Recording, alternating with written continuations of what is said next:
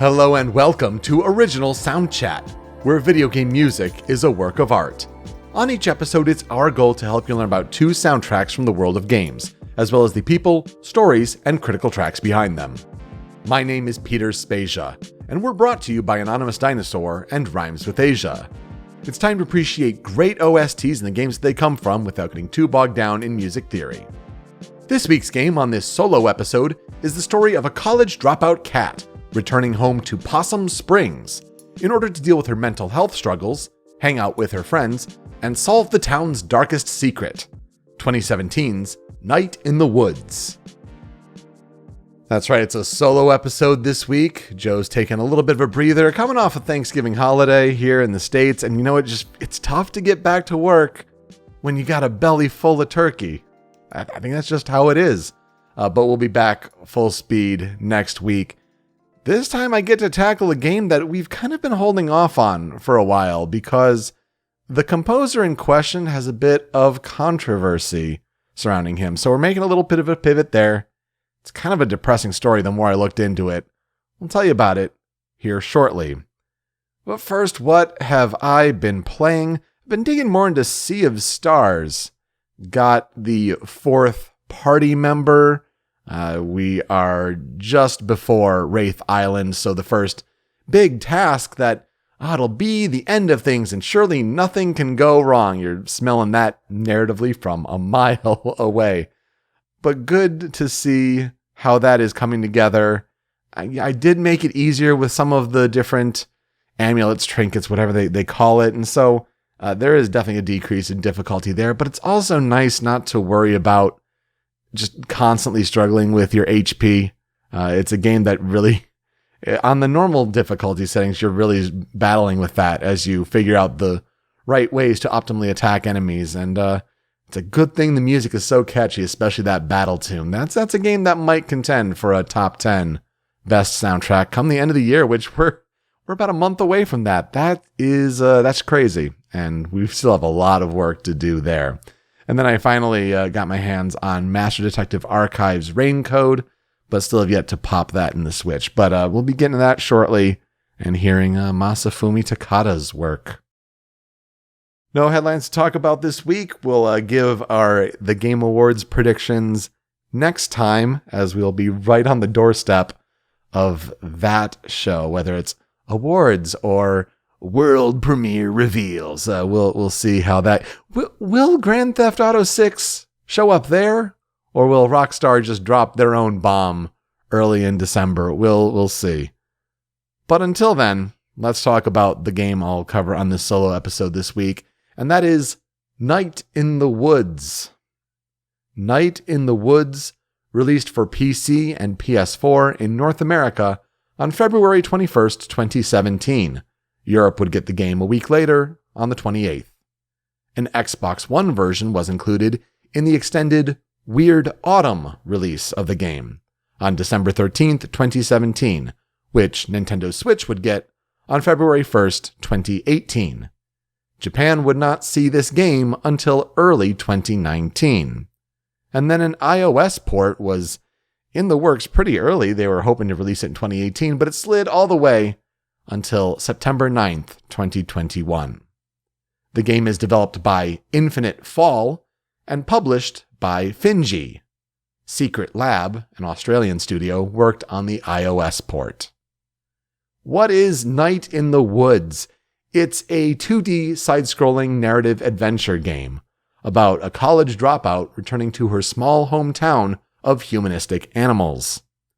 It's a game where the key actions for the player are described as explore, converse, see, and touch, with the design approach being narrative-focused rather than gameplay first.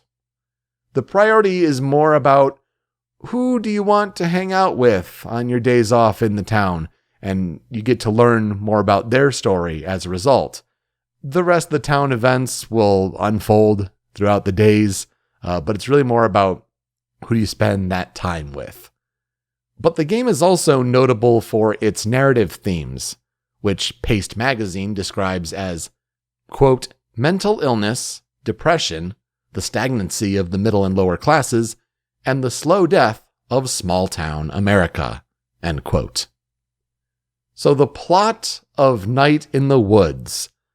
Margaret, May Borowski, is a 20-year-old college dropout and a cat who relocates back to her Rust Belt-inspired hometown of Possum Springs, which is a town populated by zoomorphic humans.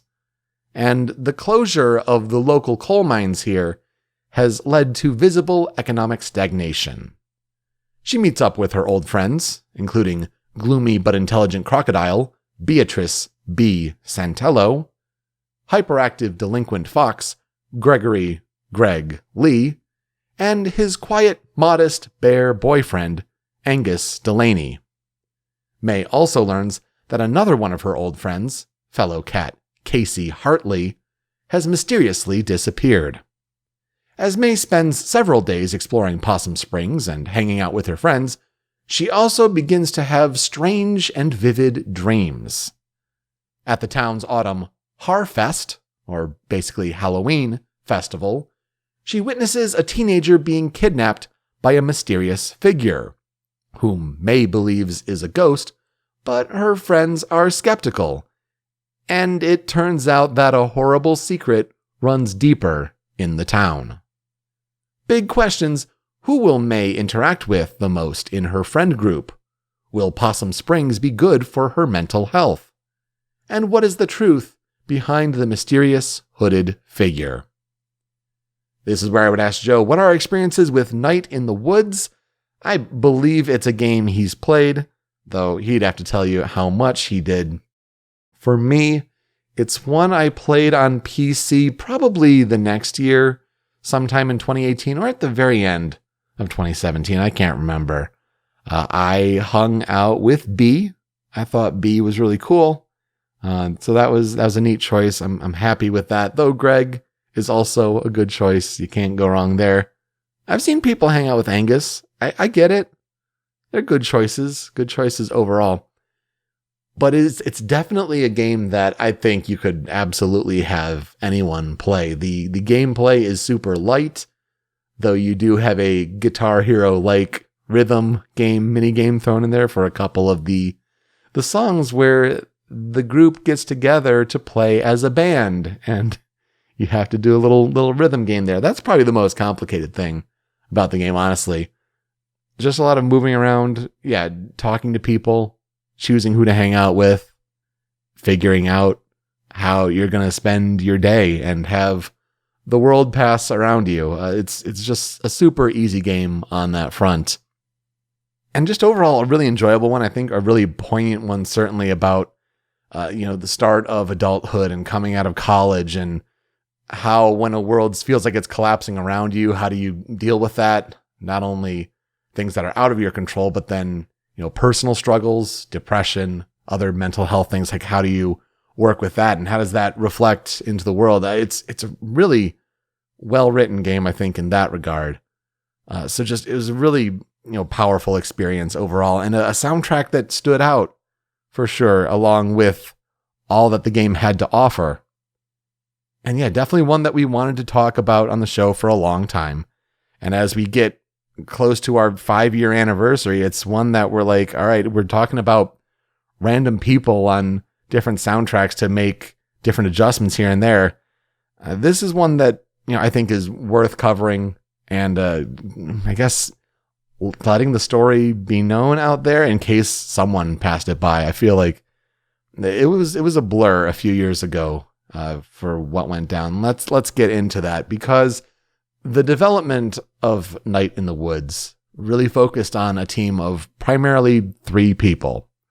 There's Scott Benson, who's the creative force and the writer. Since he's an animator by trade, he also did a lot of the artwork for the game. Like, it's his visual style overall. There's Alec Holoka, who is the programmer and composer, and also Bethany Hockenberry, who is a co-writer.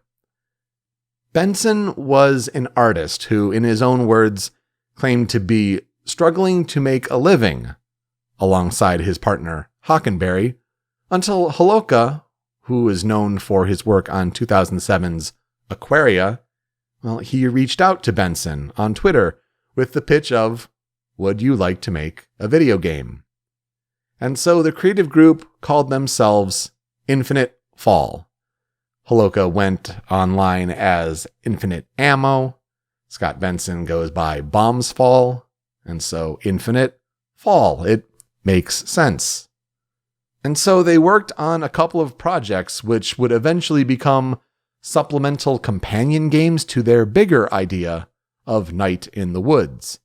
These would be Longest Night, which released in December 2013, and Lost Constellation, which released in December 2014. I believe both of these games would be included in the expanded Weird Autumn release of Night in the Woods, so you kind of play the whole universe, so to speak. The team announced Night in the Woods on October 22nd, 2013, via Kickstarter. Holoka and Benson set out a $50,000 funding goal, which was reached in only 26 hours. The project eventually earned over $200,000 in crowdfunding. Now, this budget allowed the team to hire another animator and a game developer to help, a game developer who would create a whole roguelike game inside Night in the Woods. But they really limited the stretch goals overall in order to avoid the uncontrolled growth of scope creep. Benson names Chris Ware, Mike Mignola, Mary Blair, Flannery O'Connor, and Richard Scarry as influences on his work on Night in the Woods. He also later stated that the name was taken from the first song in the World/Inferno Friendship Society's album, The Bridgewater Astral League, which influenced certain themes in the game as well. When it released, Night in the Woods reviewed very well, with a Metacritic average of 88 on PC and 87 on PS4. Subsequent releases would have the Switch at an 85, but Xbox One oddly at a 75. No idea why. The Metacritic page for Night in the Woods was broken when I tried to look further into it.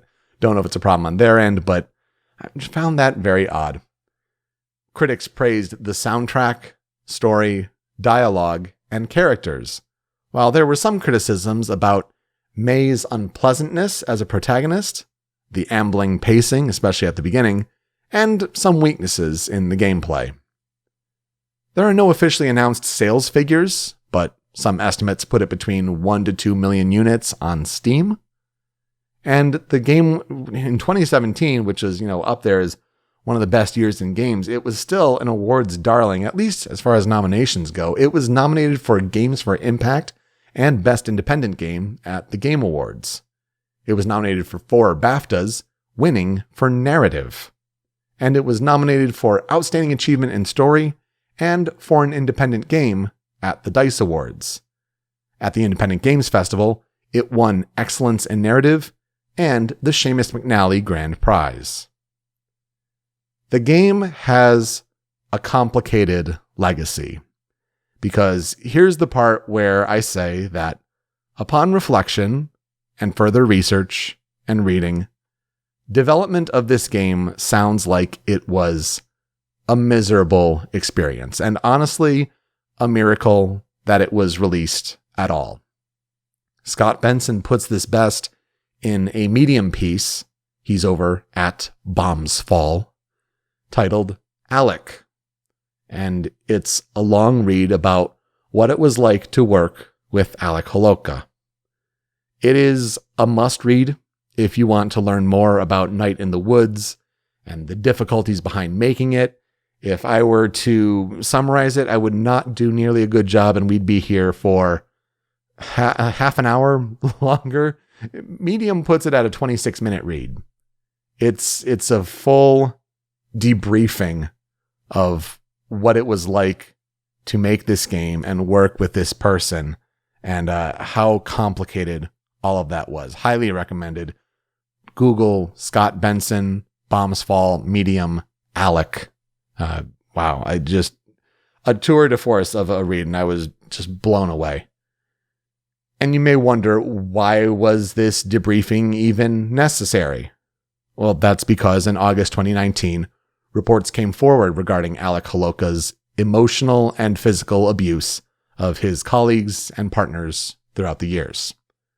Benson and Hockenberry publicly cut ties with Holoka after corroborating the evidence, and Holoka took his own life a few days after all this came to light, with his sister citing that he was, quote, battling mood and personality disorders, end quote, throughout his life. This all caused the indefinite delay of plans for a physical release of Night in the Woods by Limited Run Games, though this eventually happened at the end of 2022. In a positive spin, I learned that in June of 2022, during a Portland Timbers match in Major League Soccer here in the States against Houston Dynamo FC, May was depicted in a banner with an axe in a 3-banner display, reading, of course, during Pride Month, quote, "From Stonewall a brick, and Portland an axe. Respect our pride or expect our wrath," end quote.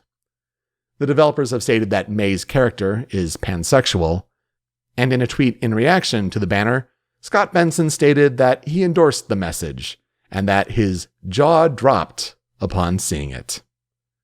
Benson and Hockenberry would go on to rebrand their worker cooperative as the Glory Society, and they announced a game called Revenant Hill at the May 2023 PlayStation Showcase.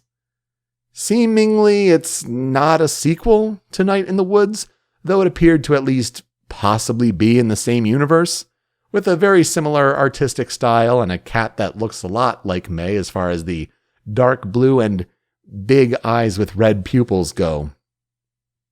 Unfortunately, Scott Benson announced a few weeks ago, here in November 2023, that he has been suffering from severe heart failure over the last year due to a virus. So, for the sake of his health going forward, development on Revenant Hill has been canceled. I believe I speak for Joe as well when I say we wish all the best for Scott Benson as he continues to get better, and just wish all the love, care, and grace for him and his wife. And so, we're not going to talk about Alec Holoka as the composer on today's episode for covering Night in the Woods, because that wouldn't be right. Instead, let's talk about Scott Benson, because he composed a couple tracks on the soundtrack. So you know what? You contribute music to the game, you deserve to be talked about on this show. Scott Benson is based out of Pennsylvania, along with his wife, Bethany Hockenberry. His page on the Night in the Woods fandom says he's 40. I don't know if that is accurate or up to date. It's hard to say, but he's a delightful follow on social media, so please do find him on Twitter and Instagram at BombsFall. Scott Benson apparently was a QA tester on FIFA Soccer 06. That's an interesting find in his Moby Games profile. And he also provided vertical slice feedback on Pentiment. Of course, he created Night in the Woods, as well as Longest Night and Lost Constellation. But he's been given special thanks for what I'm sure are a variety of reasons in a lot of indie games over the last several years, including Hohokam, 2064 Read-Only Memories, Hyper Light Drifter, Tacoma, Moonglow Bay, Tunic, and Goodbye Volcano High. You know what? Goodbye Volcano High makes a lot of sense. That I feel like has a lot of similarities, like aesthetically overall, to Night in the Woods. So for the music of Night in the Woods, the music is composed by Alec Holoka, with Scott Benson co-composing a couple of tracks. We'll get to one of those soon here, talking about it, and it's my favorite on the soundtrack. The soundtrack overall released as 2 volumes with music from the game, with a third devoted to Demon Tower. And this was the 2D action roguelike that is built into the game as a mini-game through May's laptop. It's got achievements attached to it and everything. Demon Tower. And Holoka considers the band Dive, that's capital D-I-I-V, to be a big influence on the Night in the Woods soundtrack. So what are the key pieces of music from this game it's time for the 5 critical tracks for Night in the Woods.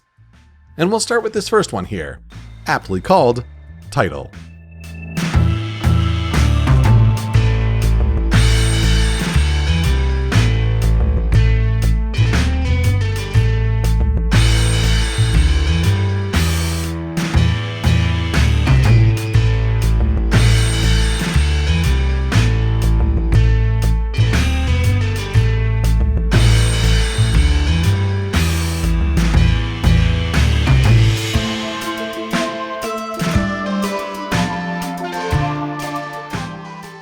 Hits you right away with the kind of vibe and musical instruments that you're going to expect to hear on the soundtrack.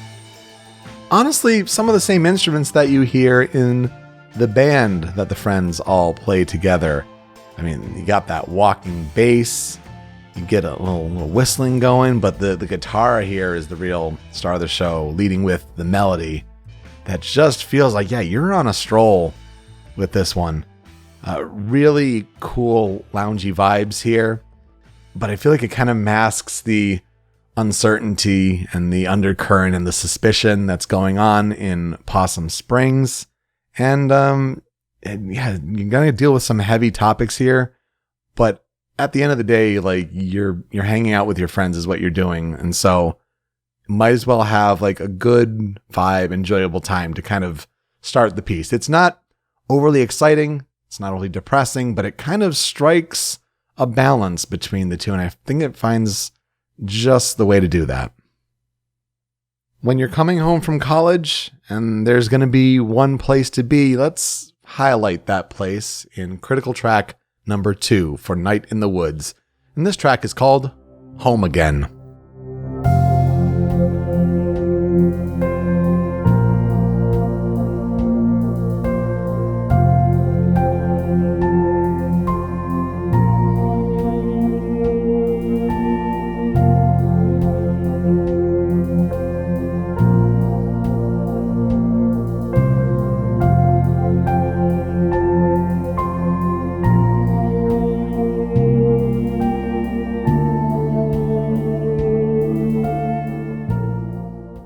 As May goes through day after day at home and relaxing as much as she can before planning the day's events, who is she going to hang out with, there's a warm calmness to the home theme here. And it's one where there's, love and support from her parents. There are warm, fond memories at home, and yet it's kind of wrapped in this dreamy, ethereal mood where you're coming out of sometimes these really weird, vivid dreams. And also it feels like you're kind of just working your way through a daze with depression and all of that. So it's just trying to strike that balance of the hazy background synths with the nice, loving piano melody that kind of carries it through. I just think it's a really interesting complement between the two. And it was a track that, as I started flipping through, that was one that definitely came to mind as you go through day after day with your friends. On one of those days, I think it was day 2, you get to band practice. And what song do you play for that first mini game? It was one that certainly cemented this soundtrack as one that I have a real fondness for. And so this track here for critical track number 3 is called Die Anywhere Else.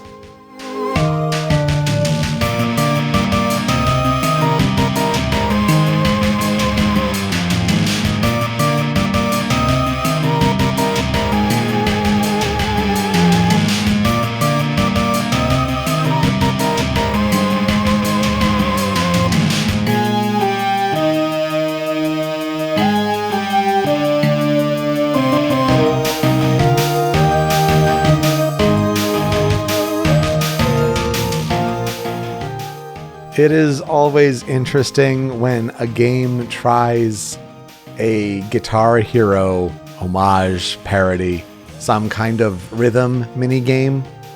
It feels a little out of context when it comes to Night in the Woods, and I'm sure one of those gameplay bits that, yeah, maybe seems a little off focus and not the priority, and maybe it's a weaker part of it. But you know what? For this to pop up as one of the mandatory experiences of the game, and for this song to just be so delightfully catchy about a song with lyrics about wanting to die anywhere else but this town.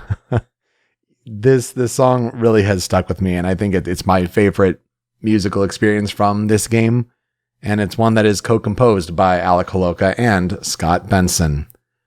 I think it's interesting that when you play it, like you're trying to match the rhythmic notes across the face buttons on whatever controller you're playing on. So for me, playing on Steam, I was getting Xbox controller prompts, but it was really interesting to try to follow all that, but also get the lyrics that play along the bottom and like get a sense for what the song goes for melodically. Of course, you hear the melodic line, but kind of have to imagine what the lyrics are. And so, yeah, I guess that's something where if they had more money, maybe they'd try to pump that up a little bit more. But there's a kind of charm here, and it's kids, off of high school, still trying to put a band together and play some music. And you know what?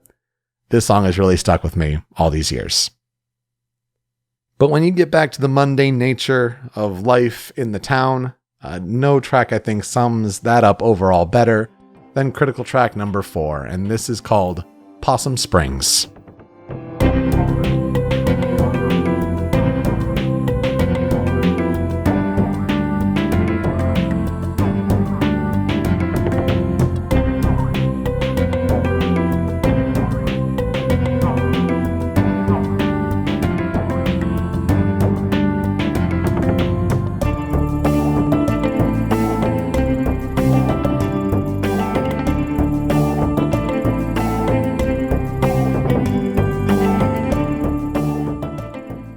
This was another track that when it popped up, I'm like, oh yeah, this has to be here, right? And it's the same sort of feeling for when we were talking about Home Again.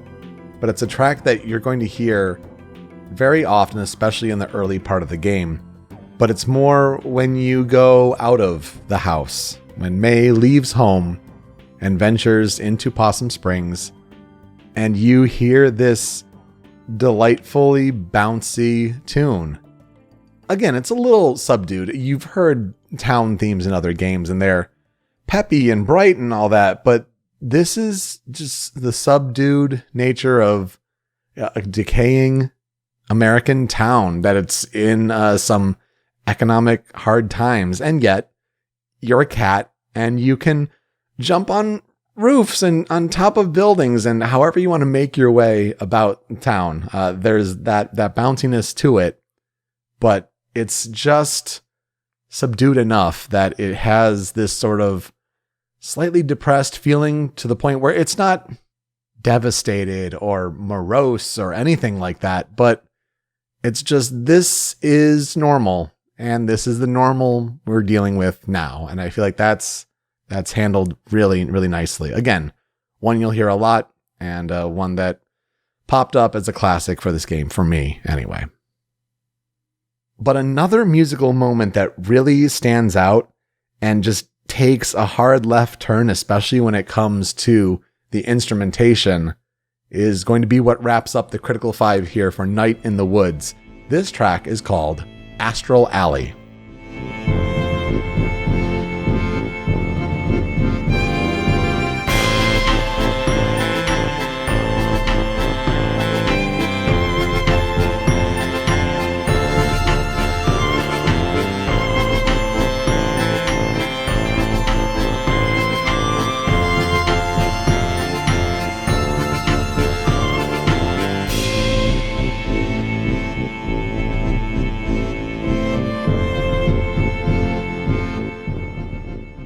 So remember those dreams I was talking about that May is having at night?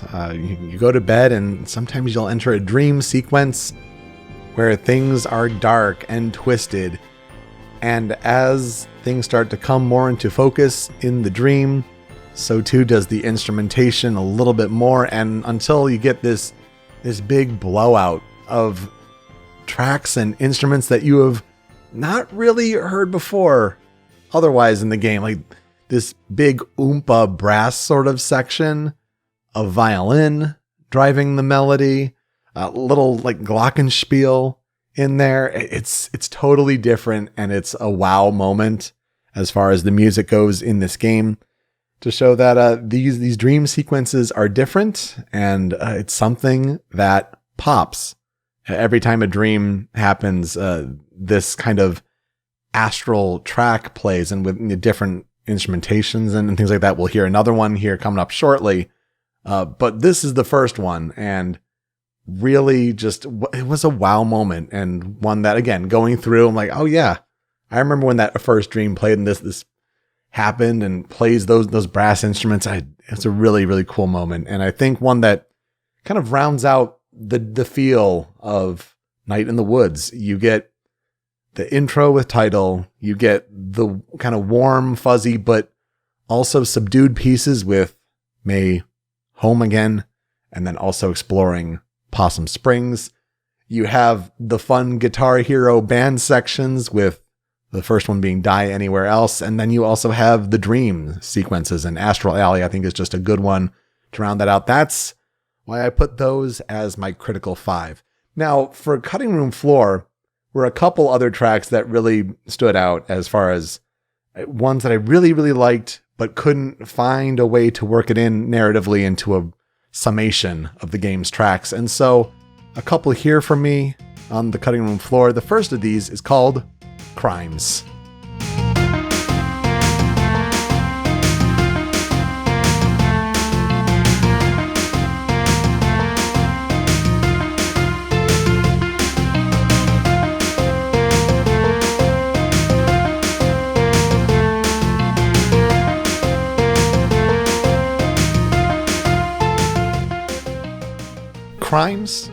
Crimes. This is a theme that plays when you're hanging out with Greg, that mischievous little fox, him. And wow, what a happy, bouncy little beat with like an electric organ and piano coming in, the bass, of course, rocking.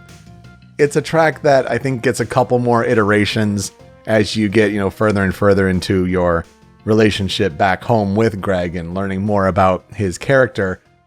But man, this first one right away, to just give you that positive, infectious energy, which is, it feels unrestrained, right? It feels like limitless in a way for Greg to talk about crimes. I mean, what a tune. And I think that one stood out, but I think it's a good Cutting Room Floor material. And then the other track here on the Cutting Room Floor is another Astral tune. It's my favorite of them, but I feel like it didn't have as much impact as the first time you hear an Astral track in one of those dream sequences. And so this one is called Astral Coal Town.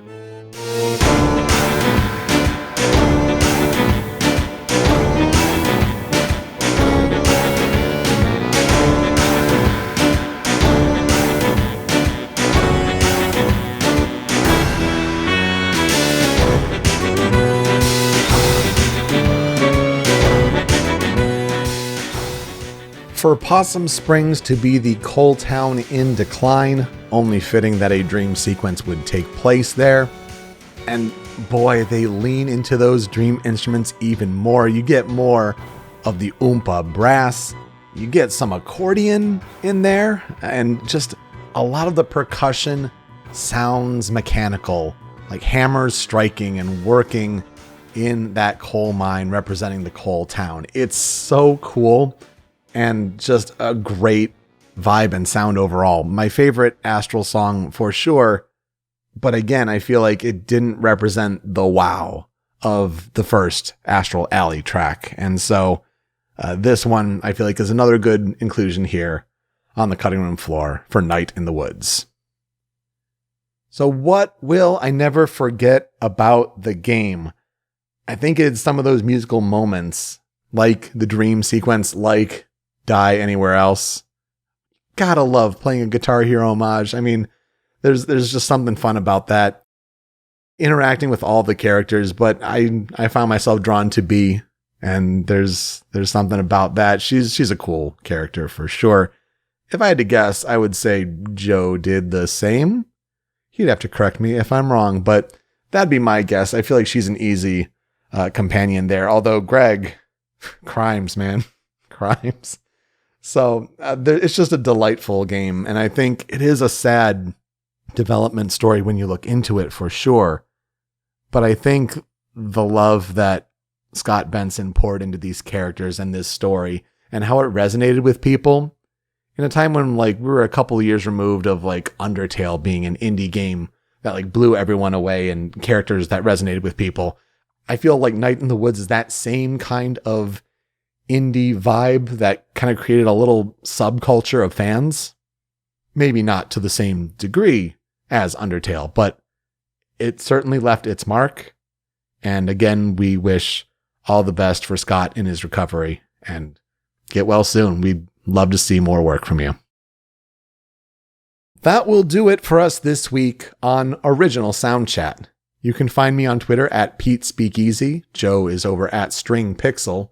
The video version of the show is on the Rhymes with Asia YouTube channel, but it's that MP3 podcast version that you want. And that's hosted by Anonymous Dinosaur at anondino.squarespace.com. That's where Joe's other podcast, Smasherpieces, is hosted.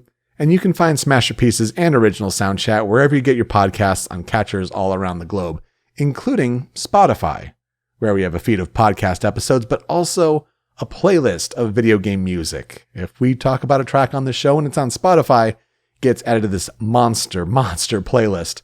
Night in the Woods is on Spotify, so Joe will be adding those tracks to the playlist shortly. When you're done listening, you can find the show on social media at Soundchat OST. Give us some feedback. How are we doing with these episodes? What do we miss from our music lists? And give us some suggestions for games to cover in the future. All right, hopefully Joe and I will be both back at it next week. And next week, Joe will be talking about Taku Iwasaki, while I will be talking about Brian Bright. To play us out, we like to highlight a fan cover, a fan remix, whether it's on YouTube, OC Remix, wherever. For me, it was a no-brainer. It's a music remix that I've had in my head ever since I played Night in the Woods and wondered what would Die Anywhere Else sound like if it was given a full rock cover with vocals treatment. And YouTuber Mando Pony stepped up to the challenge. Long time since I've heard the name Mando Pony, but here you go. He did a great cover with vocals of Die Anywhere Else, and it's just what the doctor ordered. All right, that'll do it. Thank you so much for listening this week on Original Soundchat. We'll see you next time. Take care.